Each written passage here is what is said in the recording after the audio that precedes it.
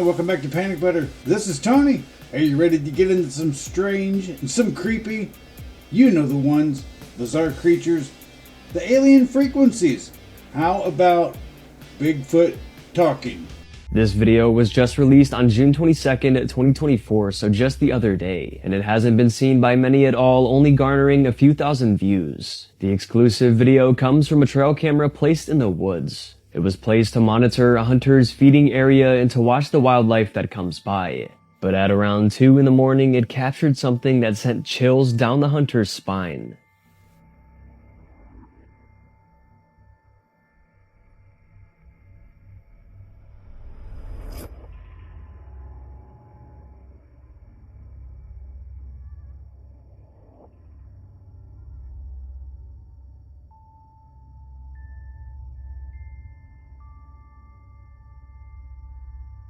First, a little girl in a straggly white dress walks quickly into frame and sits down.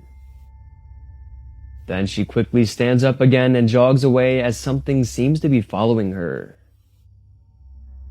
A white shadowy presence lurks behind, but becomes more defined as it gets closer and closer to the trail camera.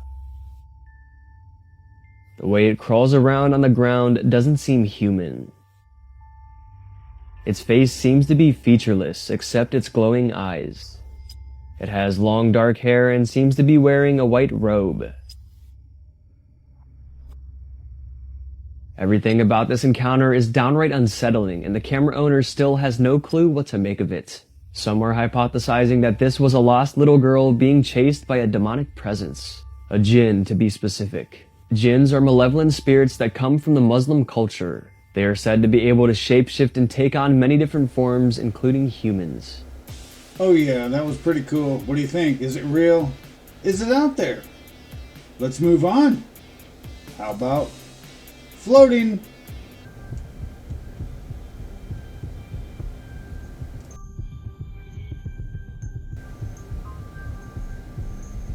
Yeah, is this real?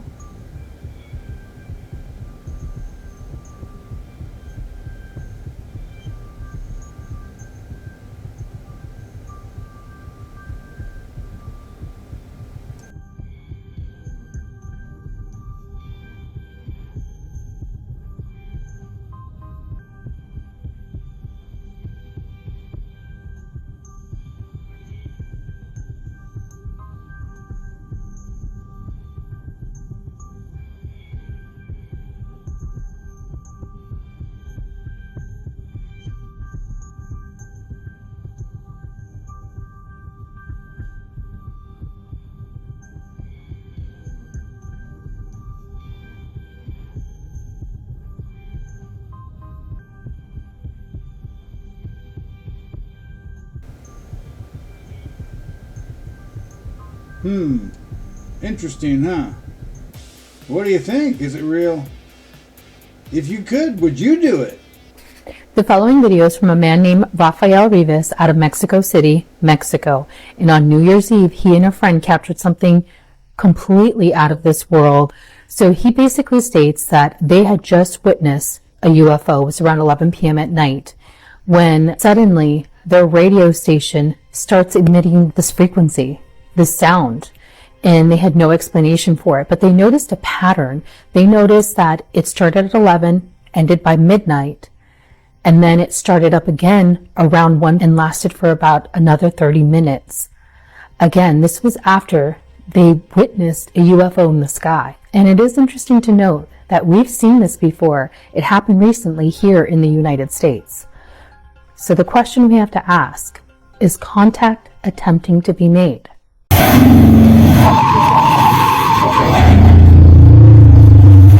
Mi celular se descargó.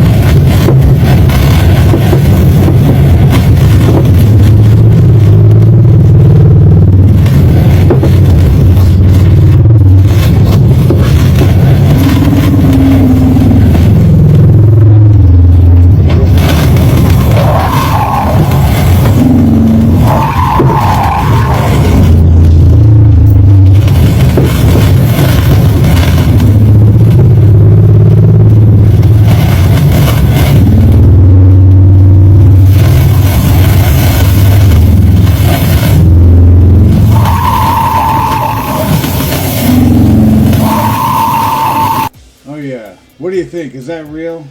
Well, here it is. Bigfoot. Talking. These are the best ones. Making contact. You be the judge. What do you think, though?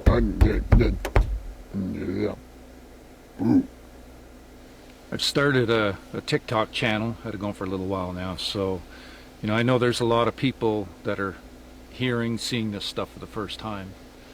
So I'll do my best to try and explain things that have happened over the last 16 years, basically, but especially the last dozen years as I made or was given contact with a family Sasquatch. Over the years, I have recorded audio. Audio has been my tool of choice that has taught me so much about who they are, how they show up, how they interact with humans, what they're capable of, and that among other things too, right? I approached this at the beginning like most people do, with trail cams and trying to capture them on video, and until I realized the intelligence that I was dealing with, and then far beyond that, the abilities of that they hold. They are an interdimensional species. They are invisible beings that can materialize and disappear at will. They are flesh and blood. They have mastered energy, consciousness, at a level that we can't comprehend as humans. They are far more evolved. They are the epitome of don't judge a book by its cover. Initially showed up because of my how I interacted with nature, and I think they were watching and they liked that. So anyways, over the years, audio, as I mentioned, so I run several audio recorders. People wonder, well, why no video? Understand what we're dealing with? They're interdimensional. They're invisible. I've had so many incidents of physical contact that have shown their invisibility. So I'm going to play some of the audio because I know there's a lot of people that are hearing this stuff for the first time. And I have a very substantial library built up over years of their sounds, which has taught me so much, So I'm going to play some of the more vocals that are, very they're incredible, right? Incredible stuff. This is unprecedented. So it was back in May 2013 when the vocals really picked up. It had been about 8 months of visits at this point after I'd been invited to a private property up in the Kawartha Lakes region in Ontario, here in Ontario, Canada, and invited to investigate for purported Sasquatch presence. And I'd had about 4 years experience before that, which I think they were giving to me to prepare me for this. This is how it seems to me, because of the intelligence I'm dealing with. Absolutely incredible. So I'll let you hear these first two.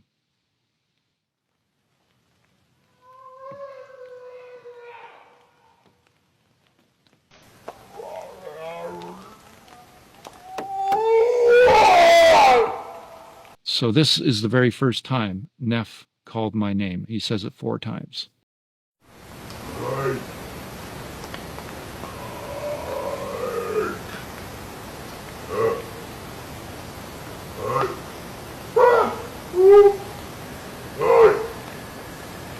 So this one was July 5th, 2014, might have been 2013. Don't quote me on that, sorry. July 5th. There is an older male and a younger female speaking simultaneously here, talking over each other. This here is 2 individuals, an older male and a younger female speaking simultaneously. I'm going to play the original piece, short piece, and I'm going to play another one after that, same piece. I don't have the email of who it was, but somebody had cleaned it up for me years ago, and I wish if they're watching this, if they could reach out to me again and tell me what piece of software they used to clean this up, because they did a fantastic job. It's, they took all the noise out on the second time you'll hear this. So listen to this.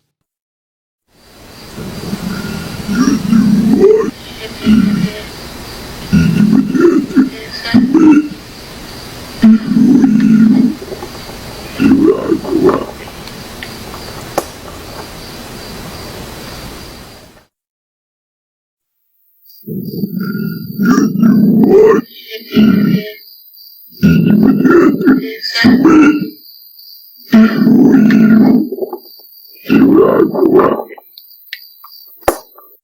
it was June 28th, 2013. It was an incredible night of audio captures. So I'm going to play you 4 consecutive pieces here. They're all from the same night. You know, you can hear all the birds. This was first thing in the morning after a full night of activity.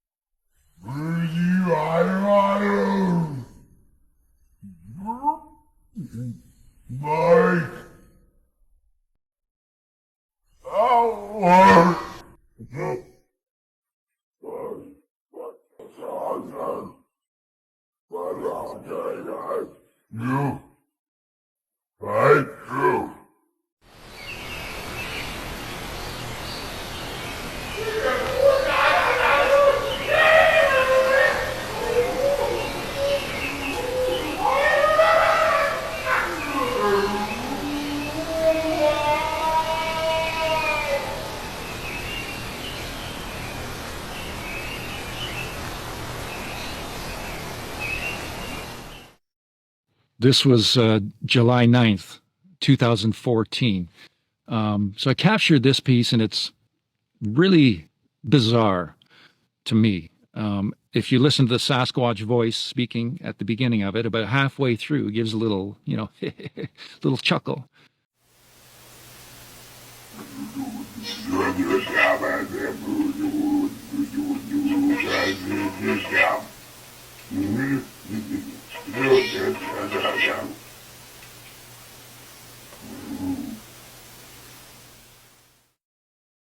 This one is it's about a 2-minute piece. Is from March 20th, 2015.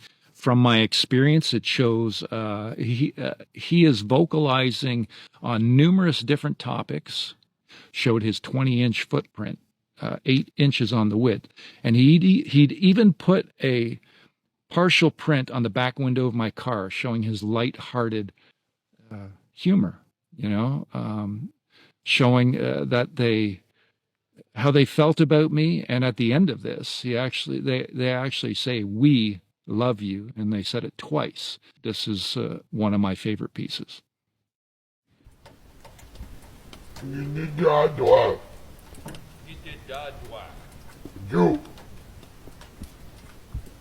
You, my friend. I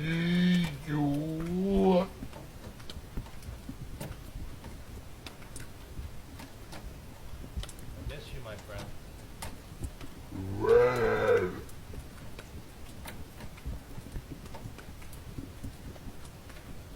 You know who? Who?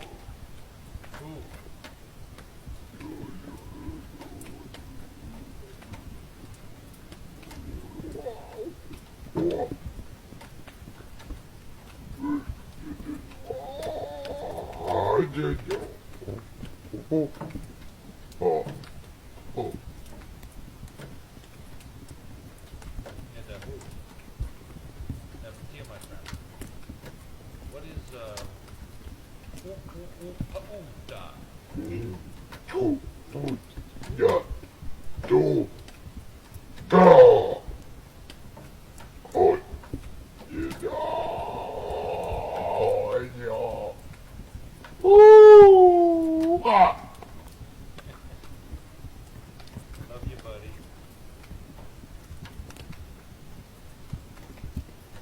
Thanks for coming into my life, my friend.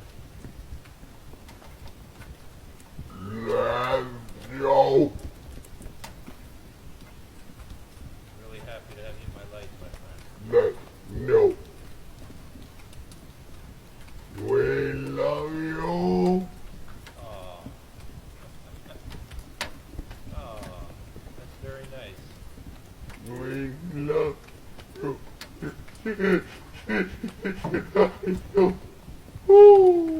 One shot, two. Oh man, I love you, buddy.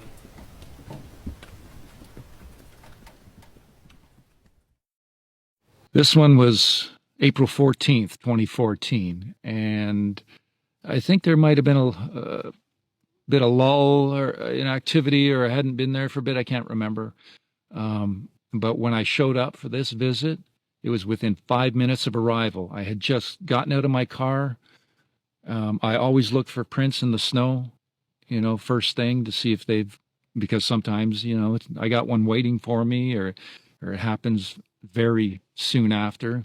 And sure enough, so there was nothing, and I'd taken some of my stuff up, into the property owner's cottage, and I come back out, and there's a 17 by 6.5 inch print, single print, sitting there waiting. They've shown me over and over throughout the years that they choose to leave their footprints, so they don't have to. They can move through snow, whatever. There are no walls with Sasquatch. They can show up indoors. And I end up saying, "I miss you, my friend." And then he gives this awesome vocal. So that is direct communication with one of their people.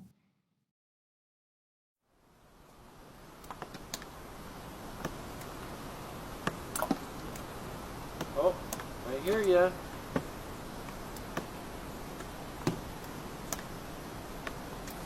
Is that you, Ashantia? Oh? Who's that? It's my friend Nefertia. Oh no? Is that Ashantia? Oh, it's Nefertia. Hi, buddy. Yo. Yeah. I miss you, my friend.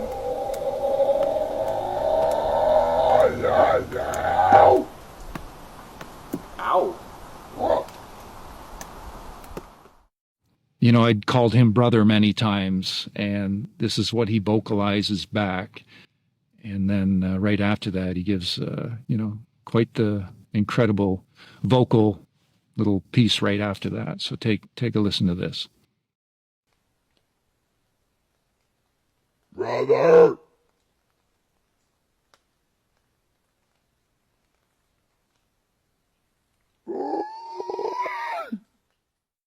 And I'm going to leave you with this one, which is one of my favorites. And this is from September 6, 2013. Have yourselves an awesome day.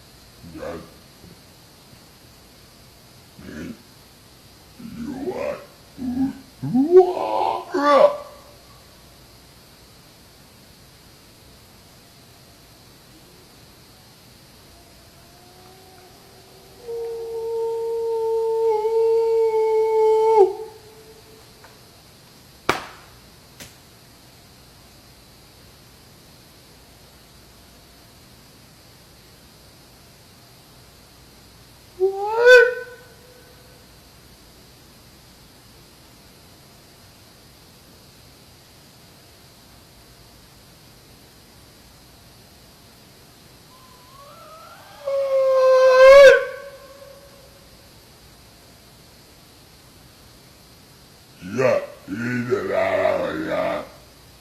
Ooh, flower. Tree. Mike. Mike.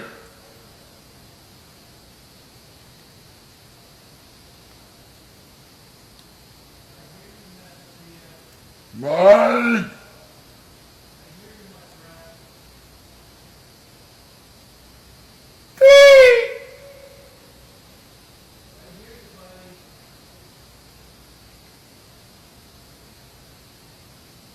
Robert.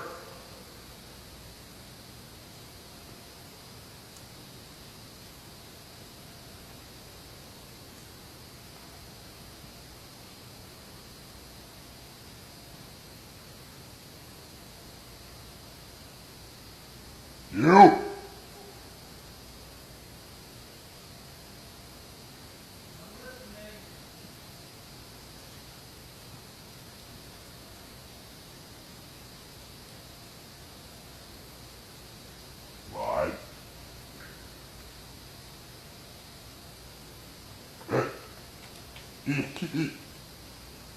No.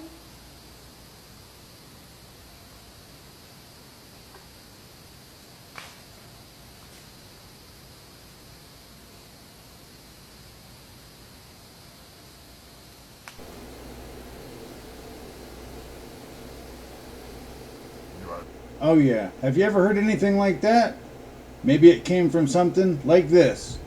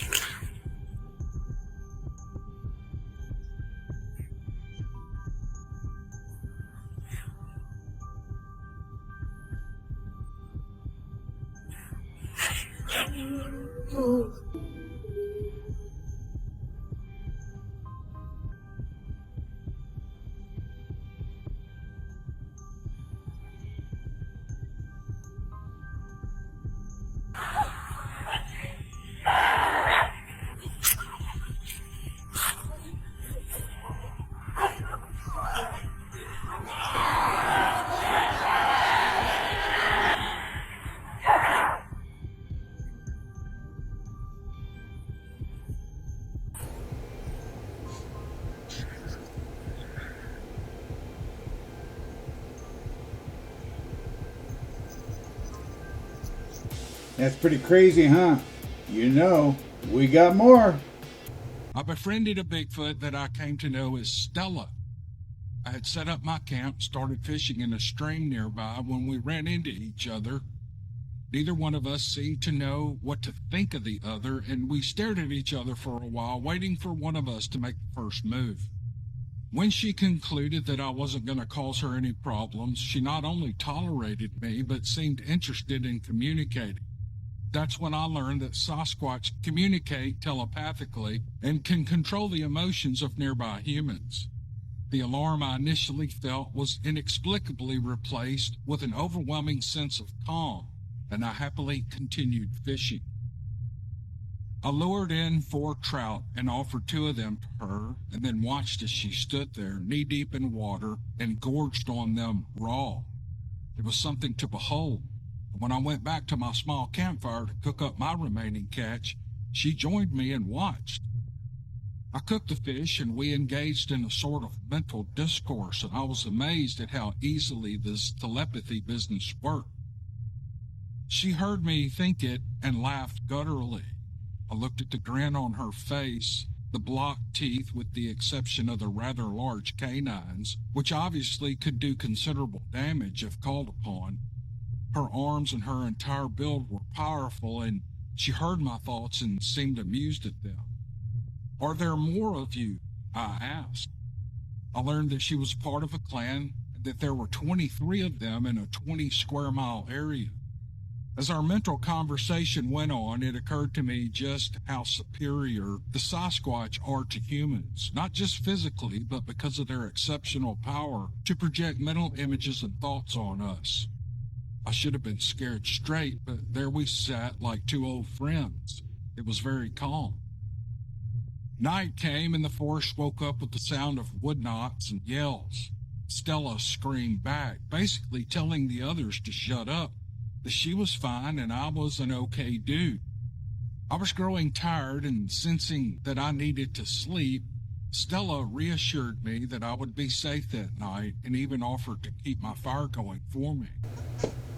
The next morning came a big surprise. There was a second Bigfoot in camp, a larger, more powerful-looking male with the hairy physique of a bodybuilder. Oh yeah, that's pretty interesting. Here's part 2. The next morning came a big surprise. There was a second Bigfoot in camp, a larger, more powerful-looking male with the hairy physique of a bodybuilder underneath all the fur. It was Stella's brother. I soon learned that. I called him William. He pronounced his name for me, but I couldn't understand it beyond being a guttural mess in my ears. But just because their voice boxes are not constructed like ours does not make them any less of a being.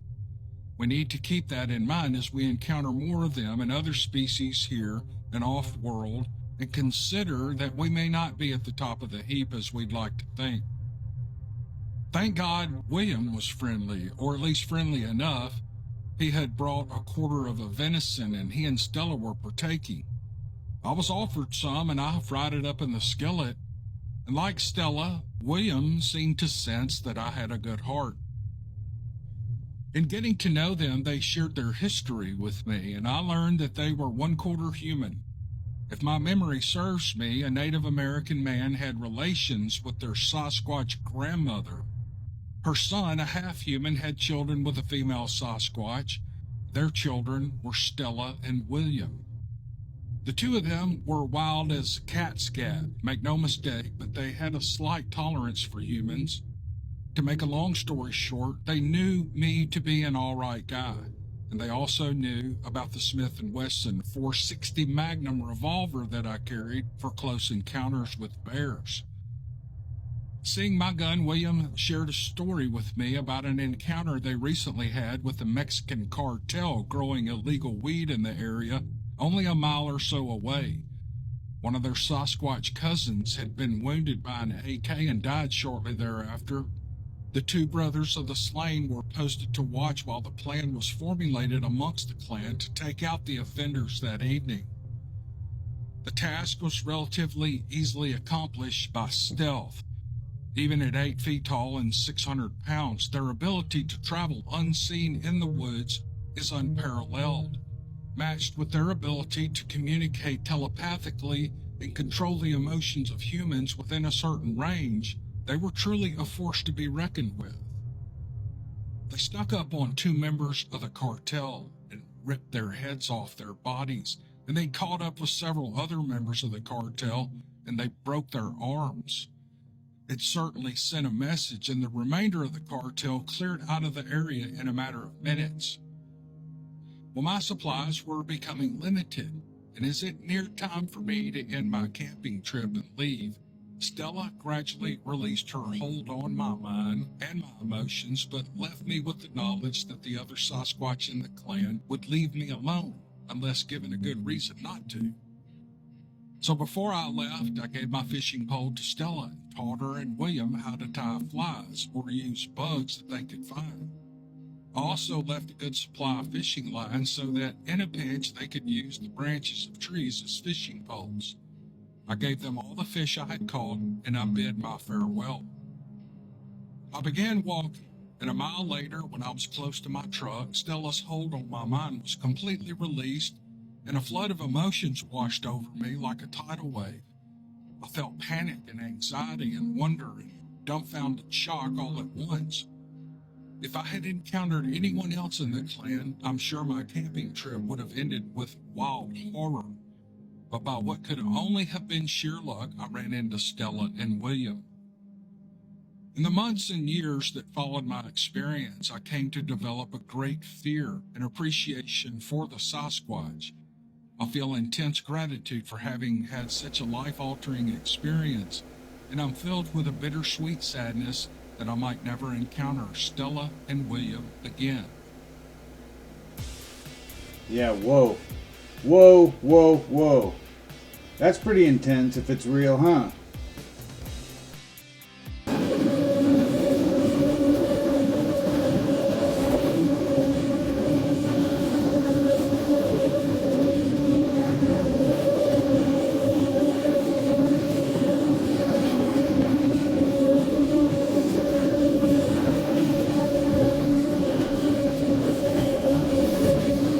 Yeah, what was that, huh?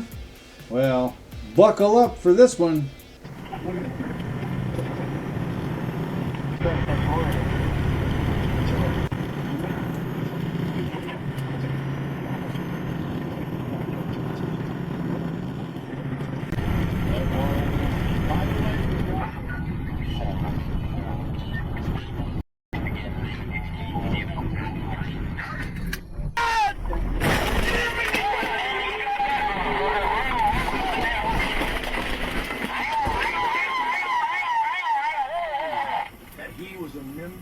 CIA, and that he had been in presidential meetings with George H.W. Bush. I'm not kidding.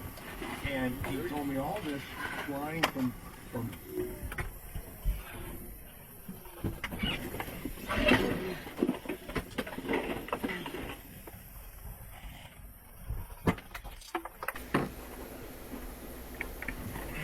Yeah, hopefully nobody was hurt. Let's go back to the sky. Here we go. We may only be days away from learning everything we ever wanted to know when it comes to the truth about UFOs and aliens. In early January 2025, Dr. Stephen Greer, a prominent figure in the UFO world and founder of the Disclosure Project, is set to orchestrate a significant UFO disclosure event. This initiative aims to unveil classified information regarding UAPs, UFOs, and non-human intelligence, potentially reshaping humanity's understanding of our existence. Dr. Greer has a history of advocating for transparency in UFO-related matters. He's held several press conferences in the past, presenting testimonies from government whistleblowers about covert operations concerning extraterrestrial technologies. Building on this momentum, Dr. Greer has announced plans for a comprehensive disclosure in early January of 2025, just before the presidential inauguration.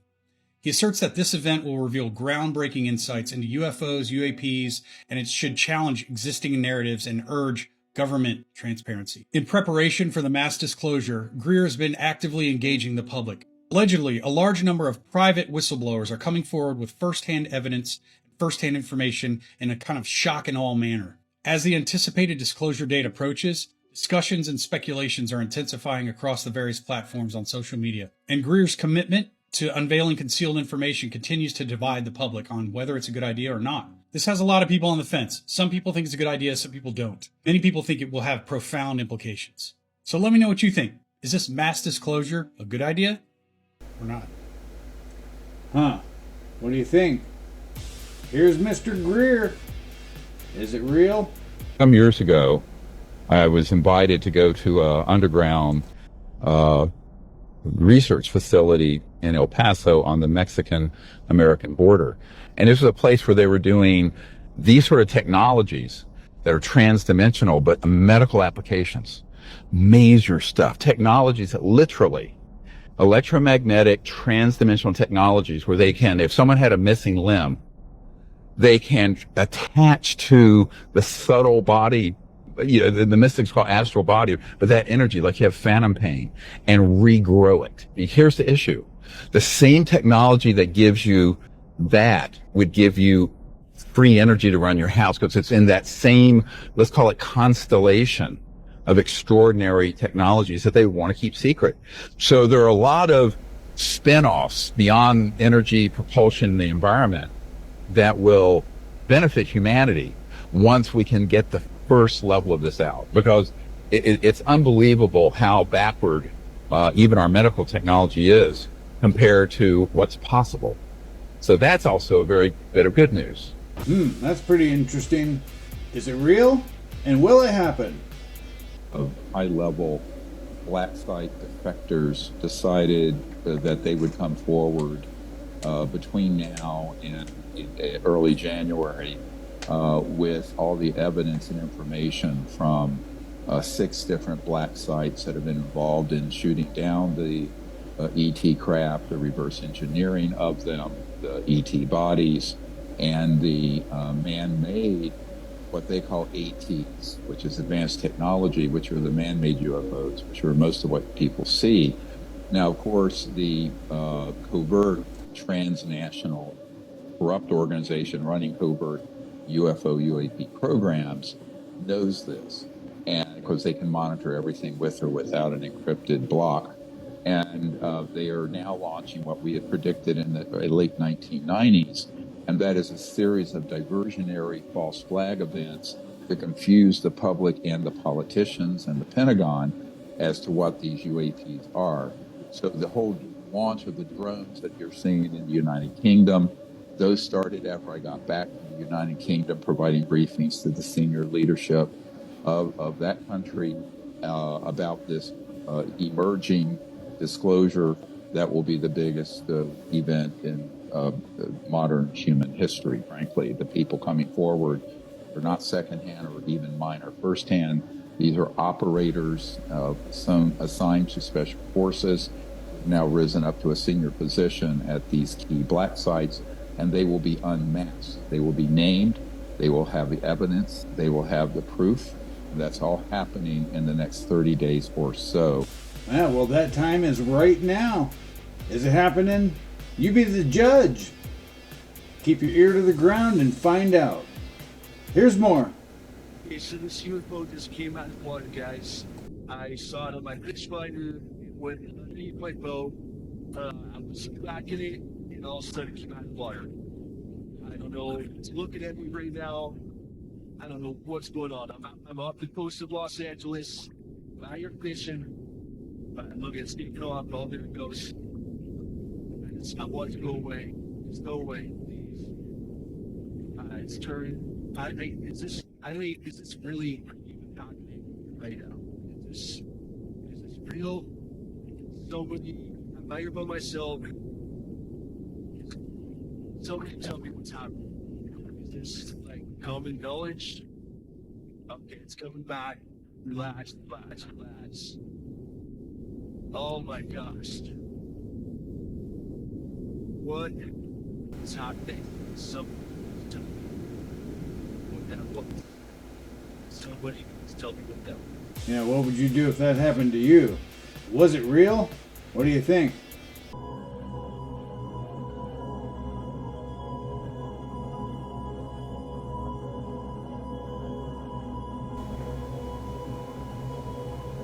That's pretty wild looking.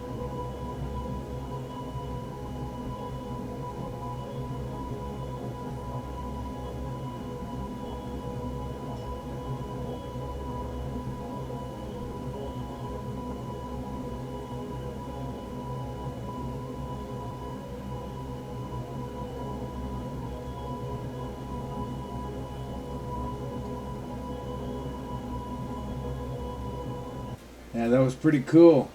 Hey, thanks for joining me. Hit that subscribe button, and you'll be right back at the beginning next time with me.